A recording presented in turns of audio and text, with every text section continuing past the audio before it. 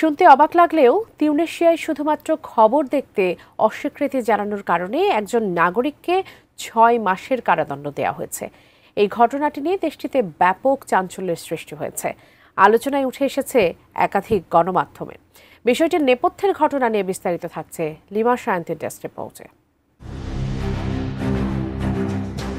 তিউনিসিয়ার president Kayes সাইদকে টিভির সংবাদে দেখতে অস্বীকৃতি জানানোয় এক কারাবন্দীকে আরও ৬ মাসের কারাদণ্ড দেওয়া হয়েছে। ওই কারাবন্দীর আইনজীবী ও একটি মানবাধিকার সংস্থা এ তথ্য জানিয়েছেন। তাছাড়াও বিভিন্ন আন্তর্জাতিক সংবাদ মাধ্যমের প্রতিবেদনেও উঠে এসেছে এই তথ্য।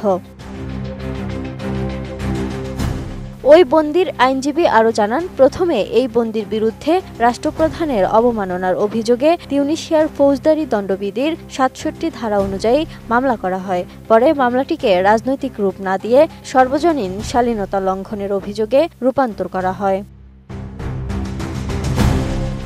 প্রতিবেদন অনুযায়ী বিষয়টি নিয়ে তিউনিসিয়ান হিউম্যান রাইটস লীগের গাফসা শাখা জানিয়েছে, সেই বন্দি কারাগারের কক্ষে থাকা টিভিতে প্রেসিডেন্টের কার্যক্রম নিয়ে সম্প্রচার চলাকালে তা দেখতে অস্বীকৃতি জানান। পরে তার সেলের আরেক বন্দি বিষয়টি কর্তৃপক্ষকে জানালে তদন্ত শেষে তাকে ৬ মাসের কারাদণ্ড দেওয়া হয়। সব মশার বিরুদ্ধে সুরক্ষা দিতে এলো বসুন্ধরা এক্সট্রিম অ্যারোসল, মশার বিরুদ্ধে এক্সট্রিম সুরক্ষা। হিউম্যান রাইটস মানবাধিকার সংস্থাটি এই ঘটনায় উদ্বেগ জানিয়ে বলেছে, এটি মত প্রকাশের স্বাধীনতাকে রুদ্ধ করার নীতির প্রতিফলন। এটি এখন কারাগারের ভেতরেও চলছে। এদিকে কারাবন্দির ওই আইনজীবী বলেন, তার মক্কেল এক ভিন্ন মামলায় আটক ছিলেন, যেটি পরে খারিজ হয়ে যায়। কিন্তু সাজার বিষয়ে পরিবার জানতে পারে তখনই, যখন মুক্তির সময় তিনি বের হননি। ওই বন্দির আইনজীবী আরও জানান, প্রেসিডেন্টের ছবি টিভিতে আসার সময় টিভি চ্যানেল পরিবর্তনের দাবি জানান কারাবন্দী লোকটি এবং উত্তেজিত হয়ে কিছু গালি দেন।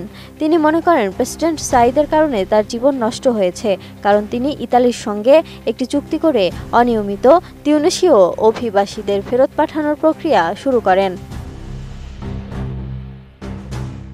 অবশ্য এই বন্দী আগে ইতালিতে অবৈধভাবে বসবাস করছিলেন এবং সেখান থেকে দেশে ফেরত পাঠানো হয় বলেই জানা গেছে।